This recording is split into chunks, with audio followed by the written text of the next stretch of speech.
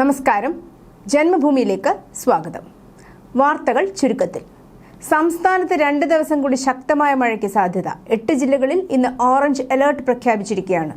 മറ്റ് ജില്ലകളിൽ യെല്ലോ അലേർട്ടും പുറപ്പെടുവിച്ചിട്ടുണ്ട്. 8 ജില്ലകളിലെ വിദ്യാഭ്യാസ സ്ഥാപനങ്ങൾക്ക് അവധി. മറ്റന്നാളോടെ മഴയുടെ ശക്തി കുറയും. പസഫിക് സമുദ്രത്തിലെ ഡോൾഫിൻ ചുഴലിക്കാറ്റിന്റെ സ്വാധീനത്തിലാണ് കേരളത്തിൽ മഴ ശക്തമായത്. മഴ മുന്നറിയിപ്പിന്റെ പശ്ചാത്തലത്തിൽ ഇന്ന് പത്തനംതിട്ട, ആലപ്പുഴ, കോട്ടയം, വയനാട്, കണ്ണൂർ, കാസർഗോഡ്, എറണാകുളം, തൃശൂർ ജില്ലകളിലെ എല്ലാ വിദ്യാഭ്യാസ സ്ഥാപനങ്ങൾക്കും അവധി നൽകിയിരിക്കുകയാണ്. തെക്ക് കിഴക്കൻ ബംഗാൾ ഉൾക്കടലിന് മുകളിലായി ചക്രവാത ചുഴി സ്ഥിതി ചെയ്യുന്നുണ്ട്. ഇതിന്റെ സ്വാധീന ഫലമായി ഓഗസ്റ്റ് 10 വരെ മഴ തുടരുമെന്നാണ് കാലാവസ്ഥാ വകുപ്പിന്റെ പ്രവചനം. ഒറ്റപ്പെട്ടയിടങ്ങളിൽ കനത്ത മഴയ്ക്കും മണിക്കൂറിൽ 50 കിലോമീറ്റർ വരെ വേഗതയിൽ ശക്തമായ കാറ്റിനും സാധ്യതയുണ്ട്. അതിനാൽ ജനങ്ങൾ അതീവ ജാഗ്രത പാലിക്കണമെന്ന് അധികൃതർ നിർദ്ദേശിച്ചു. കേരളം, കർണാടക, ലക്ഷദ്വീപ് തീരങ്ങളിൽ ഇന്നും നാളെയും മീൻപിടുത്തം നിരോധിച്ചു. കേരളം, ലക്ഷദ്വീപ് തീരങ്ങളിൽ മണിക്കൂറിൽ 40 മുതൽ 50 കിലോമീറ്റർ വരെയും ചില അവസരങ്ങളിൽ 60 കിലോമീറ്റർ വരെയും വേഗതയിൽ ശക്തമായ കാറ്റിനും മോശം കാലാവസ്ഥയ്ക്കും സാധ്യതയുണ്ട്. പൂജപ്പുര സെൻട്രൽ ജയിലിൽ ജയിൽ സൂപ്രണ്ടിന് നേരെ തടവുകാരന്റെ ആക്രമണം. ജയിൽ സൂപ്രണ്ട് ബിനോദ് ജോർജിനെയാണ് ലഹരിക്കേസിലെ പ്രതിയായ ഷഫീഖ് മർദ്ദിച്ചത്. ജയിൽ സൂപ്രണ്ട് പതിവ് ദൈനംദിന സന്ദർശനത്തിന്റെ ഭാഗമായി സെല്ലുകൾ പരിശോധിക്കാനെത്തിയപ്പോഴായിരുന്നു ആക്രമണം. സംഭവത്തിൽ സൂപ്രണ്ടിന് നിസാര പരിക്കേറ്റതായി അധികൃതർ അറിയിച്ചു. സംഭവത്തിൽ ജയിൽ സൂപ്രണ്ട് തടവുകാരനെതിരെ പോലീസിൽ പരാതി നൽകുമെന്നാണ് വിവരം. എന്നാൽ നിലവിൽ കേസെടുത്തിട്ടില്ല. ഉരുൾപൊട്ടൽ, മിന്നൽ പ്രളയം, മേഘവിസ്ഫോടനം തുടങ്ങിയവ പ്രവചിക്കാനും മുന്നറിയിപ്പ് നൽകാനും കാലാവസ്ഥാ നിരീക്ഷണ ഏജൻസിക്ക് കഴിയുന്നില്ലെന്ന് വിമർശനം ഉയരുന്നു. കാലാവസ്ഥാ വ്യതിയാനം മൂലം മഴയുടെ സ്വഭാവം മാറിയെങ്കിലും പതിറ്റാണ്ടുകൾ പഴക്കമുള്ള പ്രവചന സംവിധാനങ്ങളെയാണ് ആശ്രയിക്കുന്നത്. നിർദ്ദിഷ്ട പ്രദേശങ്ങളിൽ അതിഅടിയന്തരമായി ഉണ്ടാകാൻ സാധ്യതയുള്ള അതിതീവ്ര മഴ, മണ്ണിടിച്ചിൽ എന്നിവയെക്കുറിച്ച് തക്ക സമയത്ത് അറിയിപ്പ് കിട്ടുന്നില്ലെന്ന് കേരളമടക്കമുള്ള സംസ്ഥാനങ്ങൾ പരാതിപ്പെട്ടു. AI റഡാർ, ഡിജിറ്റൽ സെൻസർ എന്നിവ ഉപയോഗിച്ച് പ്രാദേശിക ദുരന്ത സാധ്യതകൾ കൃത്യമായി തിരിച്ചറിയാനായില്ലെങ്കിൽ ദുരന്തങ്ങൾ ആവർത്തിക്കുമെന്നാണ് മുന്നറിയിപ്പ്. പ്രളയ, മണ്ണിടിച്ചിൽ, ഭൂപടങ്ങൾ പരിഷ്കരിക്കാത്തതും അപകട സാധ്യത കൂട്ടുന്നു. മലേഷ്യയിൽ നിന്ന് കൊച്ചിയിലേക്കുള്ള വിമാനയാത്രയ്ക്കിടെ അതിക്രമം കാണിച്ച പാലക്കാട് കുട്ടനാട് സ്വദേശി ജംഷീർ അത്താണിക്കലിനെ കുറിച്ച് വിശദമായ അന്വേഷണത്തിലാണ് കേന്ദ്ര, സംസ്ഥാന ഇന്റലിജൻസ് വിഭാഗങ്ങളും പോലീസും. അട്ടിമറി അടക്കമുള്ള കാര്യങ്ങളെക്കുറിച്ച് അന്വേഷിക്കുന്നുണ്ട്. വിമാനത്തിന്റെ എമർജൻസി വാതിൽ തുറക്കാൻ ശ്രമിച്ച ഇയാൾ നിലവിൽ കസ്റ്റഡിയിലാണ്. ക്വാലാലംപൂരിൽ നിന്ന് വരികയായിരുന്ന ബാത്തിക് എയറിന്റെ വിമാനം.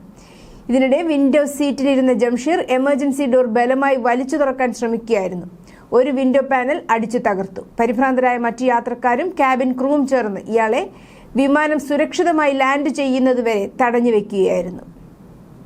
സ്വന്തം ജീവൻ കളഞ്ഞ് പ്രളയ രക്ഷാപ്രവർത്തനം നടത്തിയ ധീര യുവാവ് കല്ലിയൂർ സ്വദേശി രാജേഷിന്റെ 4 ദിവസം പുഴയിൽ കിടന്ന് ചീർത്ത മൃതദേഹം പരിയാരം മെഡിക്കൽ കോളേജ് അധികൃതർ തിരുവനന്തപുരത്തേക്ക് അയച്ചത് പ്ലാസ്റ്റിക് ഷീറ്റിൽ പൊതിഞ്ഞ്. എംബാം ചെയ്തില്ല. ഫ്രീസർ ബോക്സുള്ള ആംബുലൻസും വിളിച്ചില്ല. വീട്ടിലെത്തിച്ചാൽ മൃതദേഹം തുറന്നു കാണിക്കരുതെന്ന് ഡ്രൈവർമാർക്ക് നിർദ്ദേശവും നൽകി. ബുധനാഴ്ച സംസ്കാരത്തിന് മുമ്പ് അച്ഛന്റെ മുഖമൊന്ന് കാണണമെന്ന് മക്കൾ കേണപേക്ഷിച്ചിട്ടും കാണിക്കാത്തതിന്റെ കാരണവും മറ്റൊന്നാവില്ല. എംബാം ചെയ്യാത്തതിനാൽ അഴുകി വികൃതമായിട്ടുണ്ടാവാം. ദുർഗന്ധം അസഹ്യമായതോടെ ആംബുലൻസ് തൃശൂർ ചാവക്കാട് ഹയാത്ത് ആശുപത്രിക്ക് മുന്നിൽ നിർത്തി. തുടർന്ന് മൃതദേഹം ഫ്രീസർ സൗകര്യമുള്ളതിലേക്ക് ഡ്രൈവർമാർ മാറ്റുകയായിരുന്നു. ഇതിന്റെ CCTV ദൃശ്യങ്ങൾ പുറത്തു വന്നതോടെയാണ് വിഷയം ചർച്ചയായത്. സംഭവത്തിൽ പരിയാരം മെഡിക്കൽ കോളേജിന്റെ വീഴ്ച അന്വേഷിച്ച് റിപ്പോർട്ട് നൽകാൻ കണ്ണൂർ ജില്ലാ collector P. Vishnuraj medical college സൂപ്രണ്ടിന് നിർദ്ദേശം നൽകി. വിശദാന്വേഷണത്തിന് ADM PN പുരുഷോത്തമനെ ചുമതലപ്പെടുത്തി. സ്പെഷ്യൽ ബ്രാഞ്ചും അന്വേഷണം ആരംഭിച്ചു. ഫ്രീസറിലെന്ന വിഷയം തന്റെ ശ്രദ്ധയിൽപ്പെട്ടിരുന്നില്ലെന്നാണ് പയ്യന്നൂർ തഹസീൽദാരുടെ വിശദീകരണം. കണ്ണൂർ ചെറുപുഴയിൽ രക്ഷാപ്രവർത്തനത്തിനിടെ കഴിഞ്ഞ ശനിയാഴ്ചയാണ് രാജേഷ് ദുരന്തത്തിലകപ്പെട്ടത്. മൃതദേഹം കണ്ടെത്താനായത് ചൊവ്വാഴ്ചയും. തുരുത്തിൽ അകപ്പെട്ടയാളെ കുത്തൊഴുക്കിയ പുഴ നീന്തിക്കടന്ന് സ്വന്തം ലൈഫ് ജാക്കറ്റ് ഊരി നൽകി രക്ഷിച്ചു. പക്ഷേ തിരിച്ചു നീന്തവേ കയറിൽ നിന്ന് രാജേഷിന്റെ പിടിവിട്ടുപോയി. മീൻതുള്ളി വെള്ളച്ചാട്ടത്തിലെ റെപ്പല്ലിംഗ് ഇൻസ്ട്രക്ടറായിരുന്നു രാജേഷ്. രക്ഷാപ്രവർത്തനത്തിന് സ്വയം ഇറങ്ങുകയായിരുന്നു.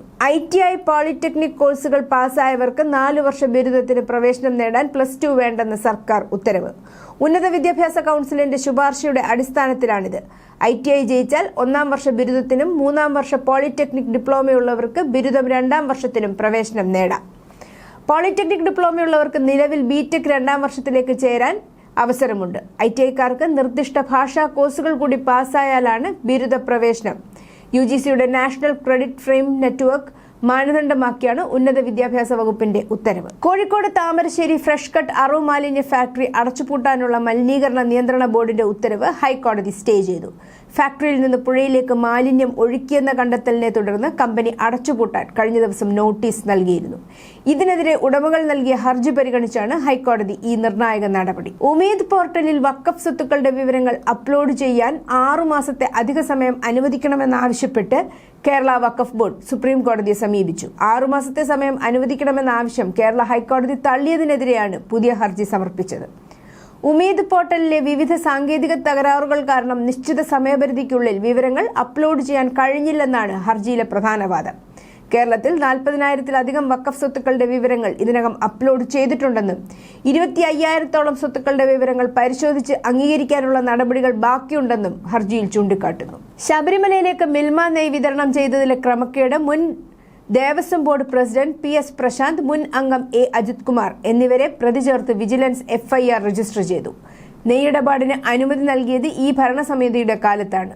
ശബരിമല മുൻ ചീഫ് എക്സിക്യൂട്ടീവ് ഓഫീസർ മുരാരി ബാബുവാണ് മിൽമ നെയ് വാങ്ങിയാലുള്ള നേട്ടങ്ങളെക്കുറിച്ച് ബോർഡിന് റിപ്പോർട്ട് അയച്ചത്. മിൽമ നെയ് ഉപയോഗിച്ചാൽ അരവണയുടെ ഗുണമേന്മ വർദ്ധിക്കും, ഒരു പ്രസാദക്കൂട്ടിന് ഉപയോഗിക്കുന്ന നെയ്യുടെ അളവ് 10 ലിറ്ററിൽ നിന്ന് 7 ലിറ്ററായി കുറയ്ക്കാം എന്നൊക്കെ പറഞ്ഞിരുന്നു. ക്ലാസ് മുറിയിൽ സംസാരിച്ചതിന്റെ പേരിൽ അധ്യാപകൻ വിദ്യാർത്ഥിയെ കൈകൊണ്ട് മുഖത്തടിച്ചതായി പരാതി. തൃക്കിടീരി PTM ഹൈസ്കൂളിലെ 9ാം ക്ലാസ് വിദ്യാർത്ഥി ആദി കൃഷ്ണയ്ക്കാണ് അടിയേറ്റെന്നും കടുത്ത വേദനയും മുഖത്ത് വീക്കവും വന്നെന്നും കുട്ടി പിതാവ് മോഹൻദാസിനെ വിളിച്ച് അറിയിക്കുകയായിരുന്നു. തുടർന്ന് സ്കൂളിലെത്തിയ തന്നെയും അധ്യാപകൻ ആക്രമിക്കാൻ ശ്രമിച്ചതായി പിതാവ് ആരോപിച്ചു. സംഭവത്തിൽ ചെർപ്പളശ്ശേരി പോലീസിനും ചൈൽഡ് ലൈനിനും പരാതി നൽകിയതായും അധ്യാപകനെതിരെ നിയമപരമായി മുന്നോട്ടു പോകുമെന്നും രക്ഷിതാക്കൾ പറഞ്ഞു. ചളവറ പഞ്ചായത്ത് അംഗം കൂടിയാണ് അധ്യാപകൻ. അതേസമയം വിദ്യാർത്ഥിയെ അടിച്ചതുമായി ബന്ധപ്പെട്ടുള്ള വിഷയം അന്വേഷിച്ചു വരികയാണെന്നും നിജസ്ഥിതി പരിശോധിക്കുമെന്നും പ്രധാന അധ്യാപിക MV സുധ പറഞ്ഞു. പട്ടികജാതി വർഗ വിദ്യാർത്ഥികളെ VD സതീശൻ സർക്കാരും വഞ്ചിച്ചു. SC/ST വിദ്യാർത്ഥികളുടെ 10,000 പവൻ നൽകില്ല. SC/ST +2 പരീക്ഷകളിൽ മുഴുവൻ വിഷയങ്ങൾക്കും A+ നേടിയവർക്കുള്ള അരപ്പവൻ മെഡൽ നിർത്തി. UDF സർക്കാർ നിർത്തലാക്കുന്നത് ഉമ്മൻചാണ്ടി സർക്കാരിന്റെ പദ്ധതിയാണ്. ഈ വർഷം മുതൽ നൽകുക 2019-ൽ പദ്ധതി മുടങ്ങിയപ്പോഴുള്ള സ്വർണ്ണ മെഡലിന്റെ തുക മാത്രം. 6 വർഷമായി കാത്തിരിക്കുന്ന വിദ്യാർത്ഥികൾ സർക്കാർ പരിഗണനയിലേ ഇല്ല. ഉമ്മൻചാണ്ടി സർക്കാർ പട്ടികജാതി വർഗ വകുപ്പ് വഴി നടപ്പാക്കിയതാണ് 4 ഗ്രാം സ്വർണ്ണ മെഡൽ. പിണറായി സർക്കാർ അത് മുടക്കി. 2019-ൽ 9,954 വിദ്യാർത്ഥികൾക്ക് സ്വർണ്ണ മെഡൽ നൽകി, പിന്നെ മുടക്കി. അതിനുശേഷം 2025 വരെ 20,000-ത്തിലധികം വിദ്യാർത്ഥികൾക്കാണ് മെഡലുകൾ നൽകാനുള്ളത്. അരപ്പവൻ സ്വർണ്ണ മെഡൽ പദ്ധതി നിർത്തലാക്കിയെന്ന് SC/ST മന്ത്രി KA തുളസി വാർത്താസമ്മേളനത്തിൽ പറഞ്ഞു. വിലയുയർന്നതിനാൽ സ്വർണം നൽകാനാവില്ല. പകരം 2019-ൽ അവസാനമായി മെഡലിന് ചെലവഴിച്ച തുക കണക്കാക്കി വിദ്യാർത്ഥികൾക്ക് പണം നൽകും. 2019 മുതൽ 2025 വരെ മെഡലിനായി കാത്തിരിക്കുന്ന 1,00,000 വിദ്യാർത്ഥികളുടെ കാര്യത്തിൽ തീരുമാനമെടുത്തിട്ടില്ലെന്നും മന്ത്രി പറഞ്ഞു. ഉസ്ബെക്കിസ്ഥാനിൽ മലയാളി മെഡിക്കൽ വിദ്യാർത്ഥിനി സാവരിയ ബസന്ത് കൊല്ലപ്പെട്ട സംഭവം രാജ്യസഭയിൽ ഉന്നയിച്ച് C സദാനന്ദൻ മാസ്റ്റർ MP. ഇന്നലെ പ്രത്യേക പരാമർശത്തിലൂടെയാണ് സംഭവം സഭയുടെ ശ്രദ്ധയിൽപ്പെടുത്തിയത്. കൊലപാതകത്തെക്കുറിച്ച് കേന്ദ്ര ഏജൻസികളുടെ സമഗ്ര അന്വേഷണം വേണമെന്ന് സദാനന്ദൻ മാസ്റ്റർ ആവശ്യപ്പെട്ടു.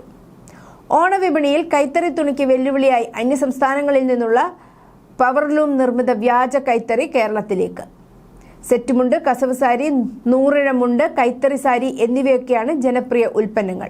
വില അല്പം കൂടുമെങ്കിലും ഗുണം മെച്ചമായതാണ് ഈ പാരമ്പര്യ തൊഴിൽ മേഖല നിലനിർത്തുന്നത്. വിൽപ്പനയുടെ 75% ഓണക്കാല വിപണിയെ ആശ്രയിച്ചാണ്. ഖാദി മേഖലയിലും വ്യാജന്മാരുടെ ഭീഷണിയിലാണ്. ലൂമുകളിൽ നെയ്ത ഖാദിമുണ്ട് 100 രൂപയ്ക്ക് താഴെ ചില്ലറ വിപണിയിൽ ലഭ്യം. 3 ലക്ഷത്തിലേറെ തൊഴിലാളികളുടെ ഉപജീവന മാർഗവും 400 കോടിയുടെ കയറ്റുമതിയുമുള്ള വലിയൊരു വ്യവസായമാണ് അന്യം നിൽക്കുന്നത്. 50 വയസ്സ് പിന്നിട്ട 40,000 തൊഴിലാളികളാണ് രംഗത്തുള്ളത്. വരുമാനം തുച്ഛവും കഠിന ജോലിയും കാരണം പുതുതലമുറ ഈ രംഗത്തേക്ക് വരുന്നില്ല. സർക്കാർ കൈത്തറി ദിനാചരണവും ഉത്സവകാല റിബേറ്റുമൊന്നും ഗുണം ചെയ്യുന്നുമില്ല. സർക്കാർ ഉദ്യോഗസ്ഥരുടെ കൈത്തറി ഉപയോഗം, ആശുപത്രികളിലെ ആവശ്യങ്ങൾക്ക് കൈത്തറി വസ്ത്രം, സ്കൂൾ വിദ്യാർത്ഥികൾക്ക് യൂണിഫോം തുടങ്ങിയ സർക്കാർ പ്രഖ്യാപിച്ച പല പദ്ധതികളും നടപ്പിലായിട്ടുമില്ല. ദേശീയ കൈത്തറി ദിനത്തോടനുബന്ധിച്ച് പ്രധാനമന്ത്രി നരേന്ദ്രമോദി വീഡിയോ പോസ്റ്റ് ചെയ്തിരിക്കുകയാണ്. ഫ്രണ്ട്ഷിപ്പ് ഡേ ആഘോഷിക്കുന്ന അതേ ആവേശത്തോടെ ദേശീയ കൈത്തറി ദിനവും ആഘോഷിക്കാൻ മോദി ജനങ്ങളോട് വീഡിയോയിലൂടെ അഭ്യർത്ഥിച്ചു. ഇൻസ്റ്റാഗ്രാമിൽ ട്രെൻഡിംഗ് ആയ get ready with me GRWM ചെയ്യാനുള്ള ആഹ്വാനവും മോദി നടത്തി. ദേശീയ കൈത്തറി ദിനമായ ഓഗസ്റ്റ് 7-ന് കൈത്തറി വസ്ത്രങ്ങൾ ധരിച്ച് GRWM വീഡിയോകൾ നിർമ്മിച്ച് പങ്കുവയ്ക്കണമെന്നാണ് പ്രധാനമന്ത്രി യുവാക്കളോട് ആഹ്വാനം ചെയ്തത്. രാജ്യത്ത് ശുദ്ധ ഊർജ്ജ ഉൽപാദനം വർദ്ധിപ്പിക്കാനും ഇന്ധന ഇറക്കുമതിയിലുള്ള ആശ്രിതത്വം കുറയ്ക്കാനും ലക്ഷ്യമിട്ട് 23,731 കോടി രൂപയുടെ ഗോവർദ്ധൻ പദ്ധതിക്ക് കേന്ദ്ര മന്ത്രിസഭ അംഗീകാരം നൽകി. പ്രധാനമന്ത്രി നരേന്ദ്രമോദിയുടെ അധ്യക്ഷതയിൽ ചേർന്ന മന്ത്രിസഭാ യോഗത്തിലാണ് നിർണായക തീരുമാനം.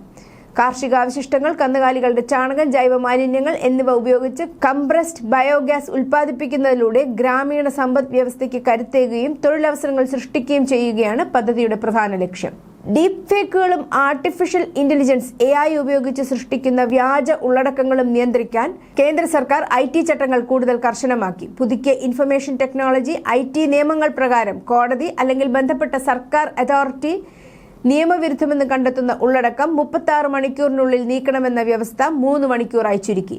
സൈബർ സുരക്ഷയും ഡിജിറ്റൽ വിശ്വാസ്യതയും ഉറപ്പാക്കുന്നതിന്റെ ഭാഗമായാണ് പുതിയ ചട്ടങ്ങൾ നടപ്പിലാക്കിയത്. AI ഉപയോഗിച്ച് സൃഷ്ടിക്കുന്ന ഓഡിയോ, വീഡിയോ, ചിത്രം, ടെക്സ്റ്റ് എന്നിവ ഉൾപ്പെടെയുള്ള ഡീപ് ഫേക്ക് ഉള്ളടക്കങ്ങളുടെ വ്യാപനം തടയുകയാണ് ലക്ഷ്യം. രാഷ്ട്രീയമായി സെൻസിറ്റീവായ ബോഫോസ് കേസിൽ ഹിന്ദുജ സഹോദരന്മാർക്കും സ്വീഡിഷ് ആയുധ നിർമ്മാതാവായ AB ബോഫോസിനുമെതിരായ എല്ലാ ക്രിമിനൽ നടപടികളും റദ്ദാക്കിയ 2005 ഡൽഹി ഹൈക്കോടതി വിധിയെ ചോദ്യം ചെയ്തുള്ള ഹർജി സുപ്രീം കോടതി വ്യാഴാഴ്ച തള്ളി. 2013 ലൈംഗികാതിക്രമ കേസിൽ 2021 കുറ്റവിമുക്തനാക്കിയ വിധി റദ്ദാക്കി മണിക്കൂറുകൾക്ക് ശേഷം തെഹൽക്ക മുൻ എഡിറ്റർ ഇൻ ചീഫ് തരുൺ തേജ്പാലിന് വ്യാഴാഴ്ച ബോംബെ ഹൈക്കോടതിയുടെ ഗോവ ബെഞ്ച് 10 വർഷം തടവ് ശിക്ഷ വിധിച്ചു. അദ്ദേഹത്തിന്റെ എല്ലാ ശിക്ഷകളും ഒരേ സമയം നടപ്പിലാക്കണമെന്ന് ബെഞ്ച് ഉത്തരവിട്ടു. തേജ്പാലിന്റെ അഭ്യർത്ഥന കണക്കിലെടുത്ത് ജയിൽ ശിക്ഷ ആരംഭിക്കുന്നതിന് മുമ്പ് കീഴടങ്ങാൻ കോടതി 4 ആഴ്ച സമയം അനുവദിച്ചു. കോടതിയിൽ ചുമത്തിയ പിഴകൾ സംബന്ധിച്ച് കംപ്ലയൻസ് റിപ്പോർട്ട് സമർപ്പിക്കാൻ ബന്ധപ്പെട്ട പോലീസ് ഇൻസ്പെക്ടറോട് നിർദ്ദേശിച്ചിട്ടുണ്ട്. നേരത്തെ കുറ്റവിമുക്തനാക്കിയതിനെതിരെ ഗോവ സർക്കാരിന്റെ അപ്പീലും അനുവദിച്ചു. ഇന്ത്യയുടെ മധ്യദൂര ബാലിസ്റ്റിക് മിസൈലായ അഗ്നി 4ന്റെ പരിഷ്കരിച്ച പതിപ്പ് വിജയകരമായി പരീക്ഷിച്ചു. ഇന്നലെ ഒഡീഷയിലെ ചാന്ദിപ്പൂരിലെ ഇന്റഗ്രേറ്റഡ് ടെസ്റ്റ് റേഞ്ചിലായിരുന്നു പരീക്ഷണം. 3000 കിലോമീറ്റർ അകലെയുള്ള ലക്ഷ്യം കൃത്യമായി ഭേദിക്കാൻ മിസൈലിനായി. വിദേശ പത്രപ്രവർത്തകർ ഉൾപ്പെടെ കൂടുതൽ US വിസ അപേക്ഷകർക്ക് സോഷ്യൽ മീഡിയ പരിശോധന വ്യാപിപ്പിക്കുന്നതിനെക്കുറിച്ച് ട്രംപ് അഡ്മിൻ പരിഗണിക്കുന്നതായി റിപ്പോർട്ട്.